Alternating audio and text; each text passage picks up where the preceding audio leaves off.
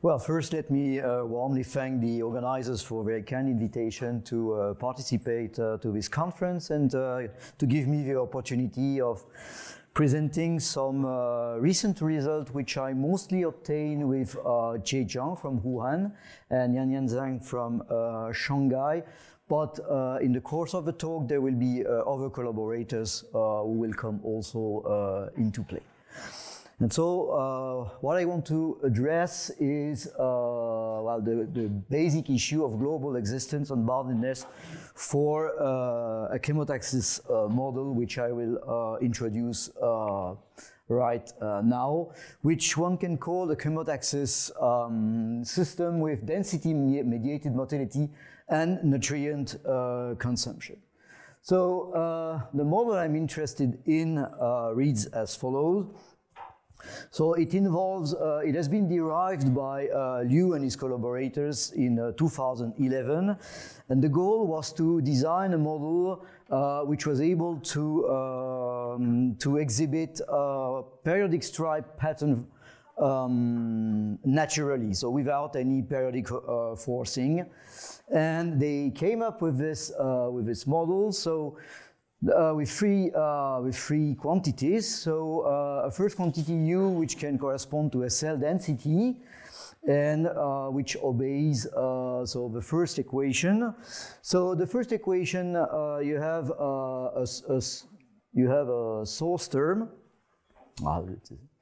You have a source term here. Well, okay, sorry. So first, there is the cell density. You have a second species, which is a signal, the chemical concentration, and the last one, N, is the nutrient level.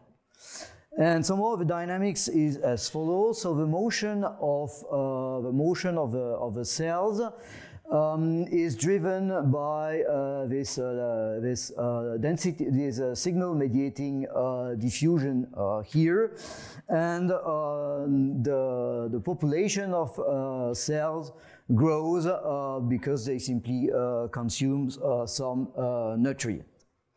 Next, you have the signal V, which spreads according to standard diffusion, which can be degraded if beta is positive, and it is produced by the cells. And finally, you have a nutrient, which again diffuses with respect to space by normal diffusion, by standard diffusion, and which is consumed by the cells. And somehow the most important, well, one of the most important terms here is this density-mediated motility, which if you write it, if you expand it, then one realizes that the cell motion is so mediated by the chemicals, and I say, and you have both a diffusion dependent coefficient, which is this gamma V gradient U, and you have also a chemotactic bias, which is also mediated by the chemical through this gamma prime of V here. And somehow the sign of gamma prime tells you whether this is chemoattraction. So chemoattraction would correspond to a non-increasing gamma, and the other case, chemorepulsion to a positive, to an increasing gamma. So this is the model which is derived in this paper by Liu and his collaborators, and there are two important quantities in this, or two important parameters in this model. So one, well, besides of course all the parameters which are positive constant, so you have a motility function gamma and the consumption rate F. So as for the cell motility, what they assume in their paper is that it's almost a step function with, let's say, a very low motility, positive, but a very low motility, almost constant for large values of V, a rather large motility for small values of V and a very sharp threshold at some value. And for the consumption rate F, they choose this specific form, so S squared over S squared plus Km, meaning that you have no consumption for S small, and the consumption levels out when S is going to plus infinity. And so by suitably choosing all the values of the parameters, then they are able to find a regime where numerical simulation of this model exhibits, shows the formation of periodic stripes during time evolution. And then the aim that we had with my collaborators was to study the well-posedness of this system and possibly the boundedness of its solution. Keeping in mind that somehow, or at least having in mind that one particular case of this system would correspond to the case where there is no consumption of nutrient, where F is identically equal to 0, and in that case, this 3×3, in that case, there is a decoupling between the first two equations and the last equation, which you can forget, and then one ends up with this reduced version, which involves only one equation for the cell density and an equation for the density of a chemical. It turns out that somehow this system can be viewed also as a particular case of all these chemotaxis, of the family of chemotaxis system, which were derived by Keller and Zegel at the beginning of the 70s. And in particular, in one of their papers in 1971, so Keller and Zegel propose this model over there with the equation for the cell density involving a diffusion and a chemotactic bias, and the equation for the signal being, roughly speaking, the same as the one I wrote before. And one of their assumptions is that you can introduce a kind of eta, which is more or less the distance between the receptors at the surface of a cell. And so if you choose the D2 to be a gamma of V, which is positive, and D1, which is eta minus 1, eta being this distance, and U gamma prime of V, then the model that you obtain is this one. And you can rewrite it as a part which is Laplacian U of gamma V minus eta and divergence of U gradient gamma V. And so if you if you assume that eta is equal to 0, then you recover the previous system. That is this one. And somehow this eta equals 0 corresponds to, the receptors are very close to each other, and so somehow that what people call local sensing. And somehow another derivation of this model, so with eta equals 0, could be found in this classical paper by Hofmer and Stevens, where they start from some discrete model and monitoring the distance of influence of a chemoattractant. Then they make a clear distinction between model with local sensing, which amounts to exactly this one, and model with gradient sensing, which leads to the classical Keller-Zegel model. I will record it shortly later. Okay, so coming back to the system introduced in Liu et al. Then after some rescaling, I can write it in that form. So somehow I have removed all these constants which were in front of U and N. I have removed the diffusion coefficient in front of Laplacian V and Laplacian N. but I have added a factor tau in front of dTV, and I already point out that tau can be positive or can be also equal to 0. And I will discuss separately the case where tau is positive and where tau is 0 later on. Throughout my talk, I consider this system in a smooth bounded domain of Rd, d greater or equal to 1, and I supplement the system with no flux boundary condition, which like this for the free pieces, and non-negative initial conditions whenever needed. Of course, if tau is equal to 0 in this one, then there is no need of a boundary condition, of an initial condition, sorry, for V. Okay, and I will mostly also, let me focus for the time being on the reduced model, so where I set f equal to 0.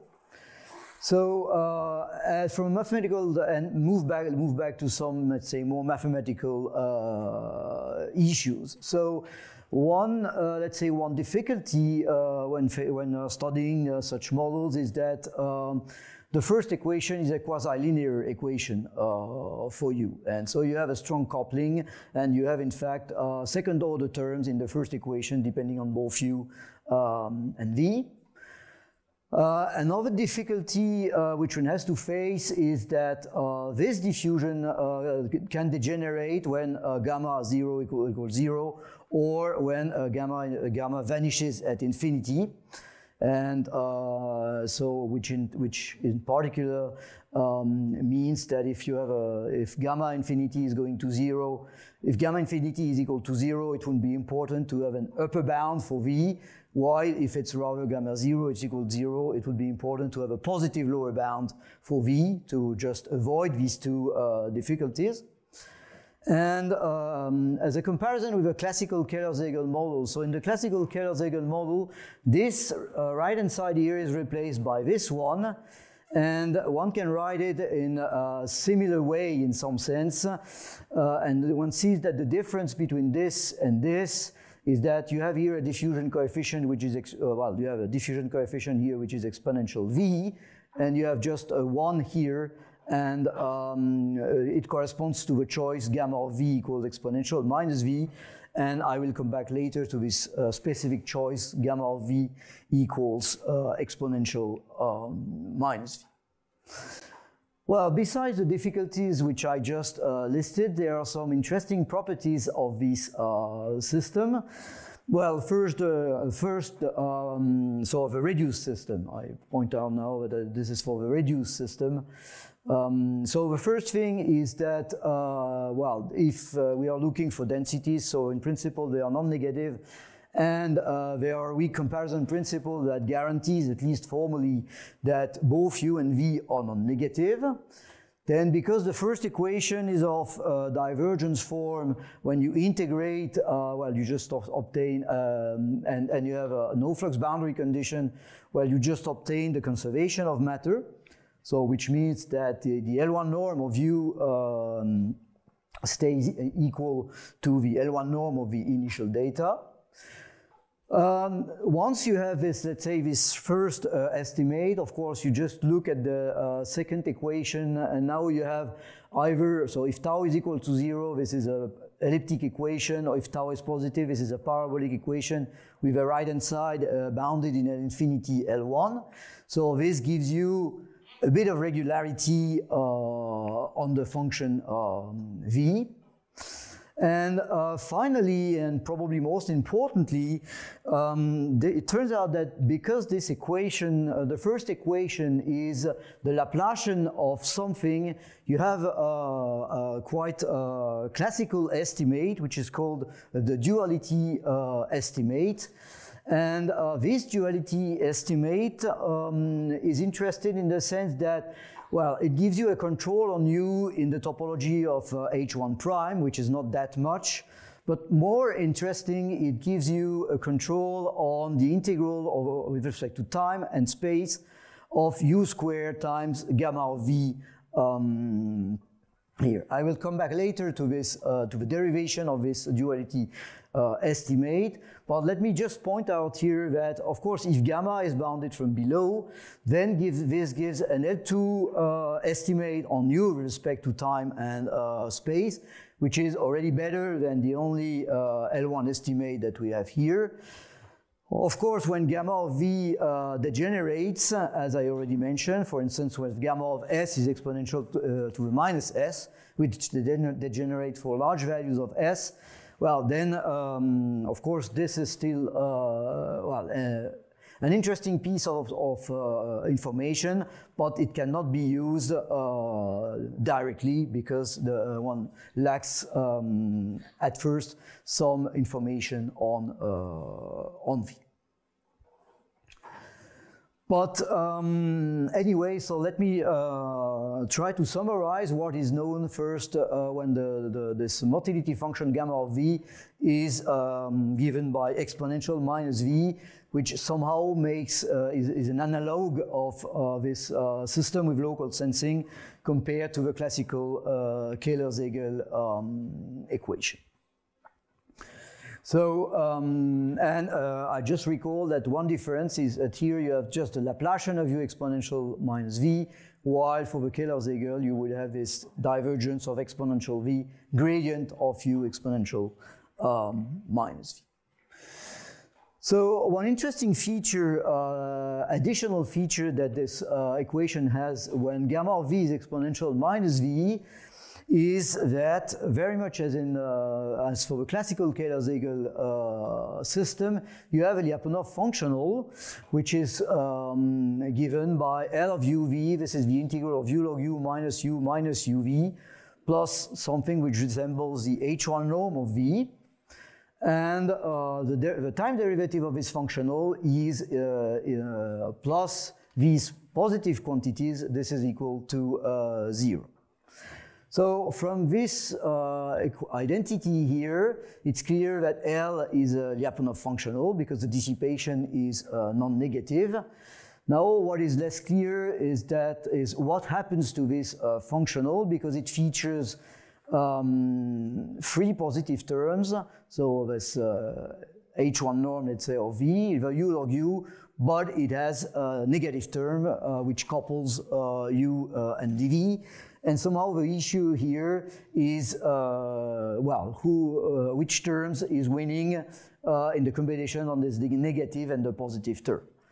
And it is known for the classical Kähler-Segel equation that in dimension 2, when the mass is large enough, this is this negative term that wins, and the energy is unbounded from below. In dimension greater or equal to 3, this is always the case. And so it's interesting to figure out what's happened with this local sensing model. But it turns out that this local sensing model, we have, as I mentioned already, an additional piece of information, which is this duality estimate. And maybe let me just recall how one obtains this duality estimate. So you introduce the mean value of u, and you introduce this capital U, which solves minus Laplacian u equal u minus u omega. This is in omega, supplemented with homogeneous non-man boundary conditions, and the fact that it has a mean value equal to 0. And so if you multiply the u equation by this capital U, and you do some integrate by part, you obtain exactly this identity here. And from this identity here, you can use the Young's inequality to get that this product is bounded from above by this sum. And now these terms cancel with half of this one, and you end up with something like this, which gives you both an L infinity bound on this gradient capital U, which is more or less the H1 prime norm of small u, and an estimate with respect to time and space of this quantity.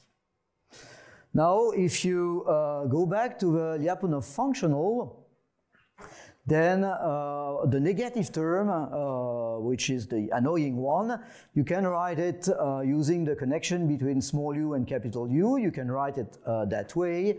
And after an integration by part, you get that this is minus the scalar product of gradient v gradient u, and minus a term which one can control because, well, this is a constant, and the mean value of v omega can be controlled by the mean value of u omega.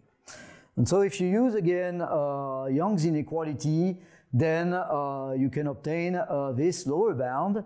But the nice thing here is that, so this is controlled. This is controlled thanks to the duality estimates that we just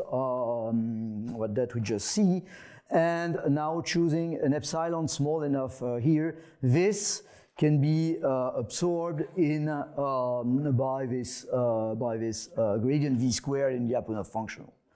So in that case, it means that for this local sensing model, the Lyapunov functional is always bounded from below, at least on a finite time interval.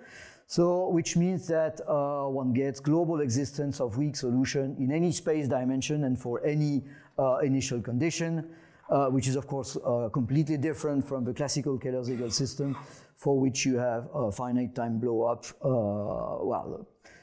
in many cases. So this is one thing for the case where gamma of v is exponential minus v, and in fact one can say a bit more about this particular case.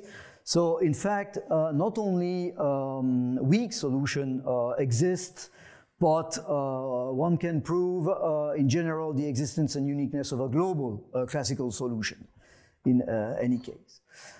So what is interesting also is that in dimension 2, one can prove that all the solutions are bounded if the L1 norm of U0 is smaller than 4 pi, and they are unbounded solution for some initial data which have an initial mass above 4 pi, not equal to a multiple of 4 pi. So the same result is true for the classical Kähler-Segal system, except that you have to replace here unbounded by finite time blow-up. So somehow the interesting feature of this local sensing model is that it shifted the finite time singularity to an infinite time singularity. So somehow the finite time blow-up of the classical Kähler-Segal moves to plus infinity for this local sensing model. And in dimension greater or equal to 3, you have unbounded solution. You can find unbounded solution, whatever somehow the value of the initial mass. So this is more or less what is known for this particular case. And let me now try to say a bit more about the case of a more general function gamma. And here I will split the analysis, let's say, in 2 parts. And I will first concentrate on what is called the parabolic elliptic case, so the case where tau is equal to 0. And still on the reduced model. So meaning I'm interested in dtu equal Laplacian u gamma of v, and coupled with 0 equal Laplacian v minus beta v plus u, still supplemented with no flux boundary condition, and a non-negative initial condition for u. So the first result that one can prove is that somehow in a generic situation you always have a global, unique global classical solution. By generic situation, I mean that we only require that gamma is positive in 0 infinity, and well, C3 is maybe a bit too much, C1 would be sufficient. So whatever gamma you have always a unique global classical solution in that case. And this we proved with J. Zhang, and this was extending previous result by various old authors, mostly focusing on the case where gamma prime is non-positive. So the next thing is the next thing is to talk about boundedness. I will specialize a little bit more the function gamma of v, and I will restrict myself for the time being for a gamma of v which is just a negative power of 1 plus v. So gamma of v equals 1 plus v to the power minus k. And so in that case, what we can prove is that if k is smaller than d over d minus 2, then the solutions are bounded. And so this works, it means that in dimension 2, this is true for any k, and in dimension bigger or equal to 3, well, there is really a constraint. And so there were a number of previous results for lower values of k obtained. And let me just mention somehow how one proves this, because this is also a kind of duality estimate, but it's a duality estimate not really in L2 or in H1, but rather in L infinity. And so it is building up the comparison principle. And in fact, the point is, if you use the second equation and if you differentiate it with respect to time, so you differentiate this equation with respect to time, then you obtain that identity minus Laplacian dtv versus dtu. So dtu is Laplacian of u 1 plus v to the minus k, but this you can add and subtract u 1 plus v minus k to obtain this formula. And so now if you apply the inverse of identity minus Laplacian, which is an invertible operator supplemented with homogeneous boundary condition, then you obtain that dtv plus u1 plus v minus k is equal to identity minus Laplacian minus 1 of this. But now, on the one hand, this thing is bounded from above by u, because this is smaller than 1, v is positive, and this operator has a comparison principle. So from this line, you get, by the comparison principle, that this is smaller than identity minus Laplacian minus 1 times u, and this is just v. So from this equation, you end up at, and because this is positive, you end up at least with dtv smaller than v, and this gives you an L infinity bound on v on 0 infinity. And as far as I know, this technique was first noticed in a paper by Fuji and Zhang in 2020. So this gives you this L infinity bound on V, and then it turns out that one can push a little bit the analysis by using the V equation, this evolution equation for V that one obtains, and write it as a full parabolic equation in V equal to a right-hand side. Because now, since we know that V is bounded, in fact, one can use this equation to derive some local energy estimate, which allows us to use some result by Ladzinskaya, Solnikov, Urancheva to prove that V is in C alpha. And the alpha on 0t time omega, alpha depending also possibly on t. But then, still using this form of equation, then dtv satisfies an equation like dtv minus a coefficient a, Laplacian v equals f, and now a, which is 1 plus v to the minus k, is C alpha. And using this, one can use some result by Amann, which allows somehow for non-autonomous linear parabolic equation to handle them like you will handle a linear parabolic equation, and so you have a UML formula and you have a usual decay of the heat equation. So then one can obtain some W1P bounds on V, and then once you have W1P bounds on V, then you can bootstrap them, and then you can also obtain some regularity on U and conclude that the solution is bounded. Okay, and no, sorry, the solution is global, because here the bounds depend on T. And it turns out if you want to go a little bit further, we again use, so we start again from this, this full equation for V, and we notice that this u1 plus v minus k, if we replace u by its value, its formula with respect to v, this is v minus Laplacian v. Now we put this factor inside the Laplacian, so we get minus divergence of this, and then we add this. But now, because this is a decreasing function, this contribution, this nasty contribution, is negative, so we can forget about it. And we add and subtract this quantity. And so we got again something like identity minus Laplacian of this. And this thing, it turns out that this is bounded. Well, this is clear, for instance, if k is bigger than 1. So at the end of the day, you have that this quantity is smaller than this. And so you can use the comparison principle to realize that this thing is just smaller than this. And if you combine with the equation for V, you end up that V satisfies this equation, this inequality, this differential, well, this partial differential inequality, and compare to before. So before we had a V here, but now we have a V to the 1 minus k, so we have a sublinear right-hand side. And if you now study carefully this equation, one can obtain the boundedness of V for k sufficiently small. So this is how we obtain the boundedness result.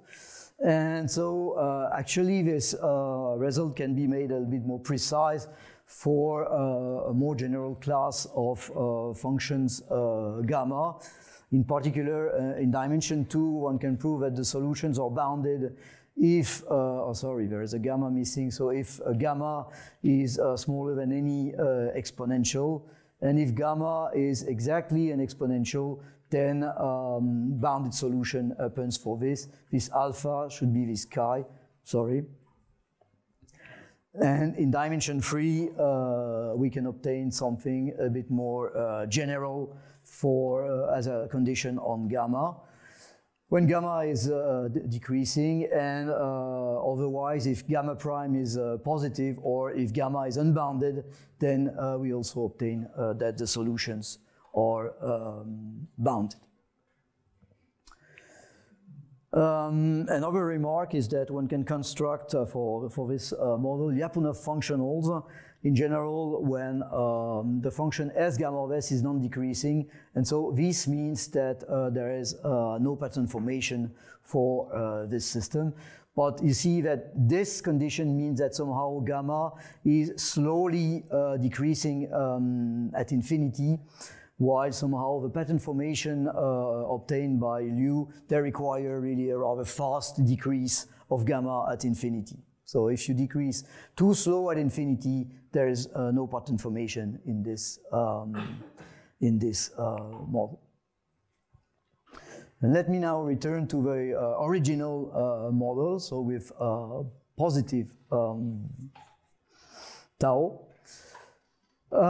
So in that case, this is a bit more tricky, and the main result that, let's say, we obtain at first is that if you take a function which is smooth enough positive, non-increasing, and if it goes to 0 at infinity, then this is, and if f is, let's say, then there is global existence of a classical solution. So there is no need of a decay. There is always a global existence of a solution in that case.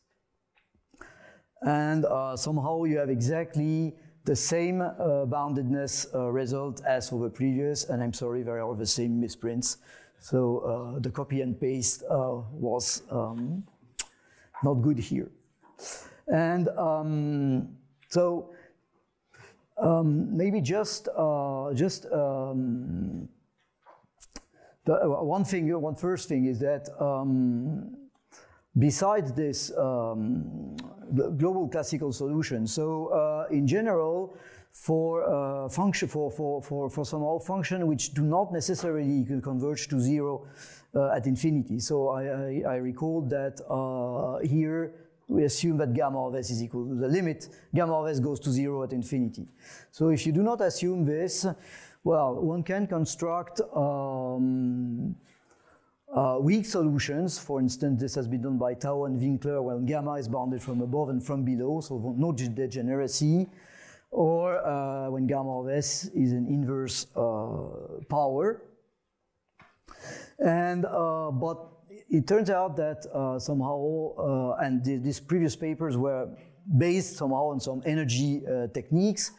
One can also try to use this duality approach in L infinity, but in that case it's no longer possible to use V, because now there's this tau dTV, so one introduces this auxiliary function here, which is just minus Laplacian W plus beta W equals U, and then in much the same way as before, W solve this different partial differential inequality. And so W now is bounded in infinity. But of course it's now W which is bounded in infinity and not the function V as originally. However, a first consequence that then can draw in that case is that if you introduce Z, which is beta identity minus Laplacian minus 1 of V, then this Z satisfies this parabolic inequality, this parabolic differential equation. And because W is bounded in L infinity, by parabolic regularity, we get a bound on Z in LQ of 0T W2Q for any Q, which means by differentiating twice Z, we get that V is bounded in any LQ.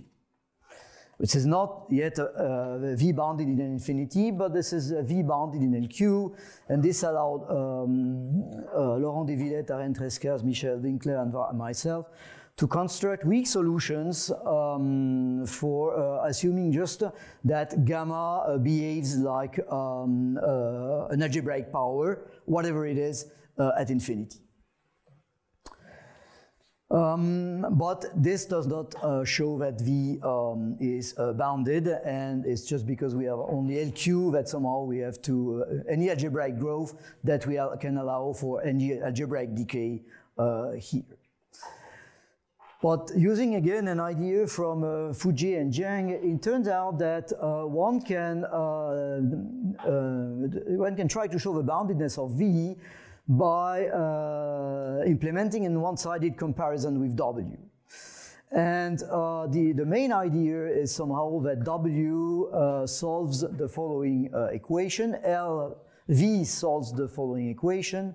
So if we replace here U by as a function of W, and if we rearrange terms, then using all these properties, we end up with the fact that L of 1 minus tau, the L infinity norm of gamma, so gamma bounded, V minus W is negative. So that if tau is small enough, well, then we have a comparison principle, and we get that V is bounded from above by W, 1 minus tau, the norm of. So, of course, in the case where I'm working with, because this assumption gamma of S is at infinity is 0.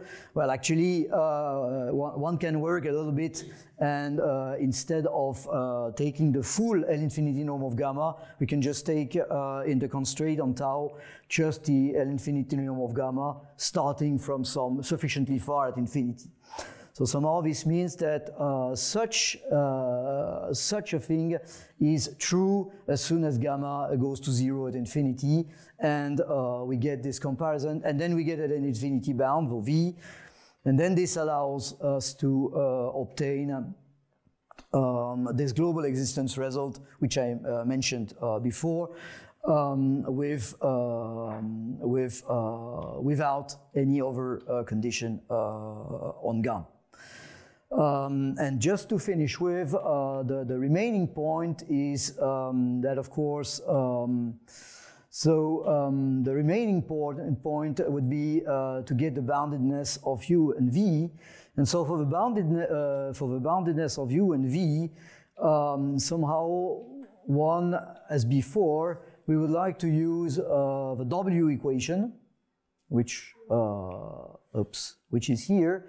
But then this requires to do two things. This requires to be able to bound gamma of V from below as a function of W, and here gamma of V from above as a function of W, to have a full equation depending only on W and aim at showing the uniform boundedness on W.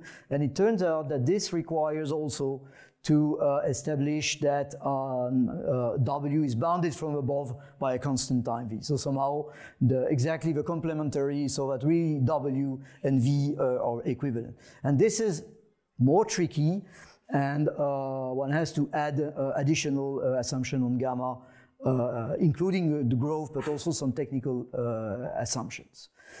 And for unbounded gamma, things of course like this do not work, but one can also use a comparison argument with this duality to get global existence of solutions and boundedness, but somehow this is still in progress, and I guess the assumptions can be improved on this. Thank you very much for your attention.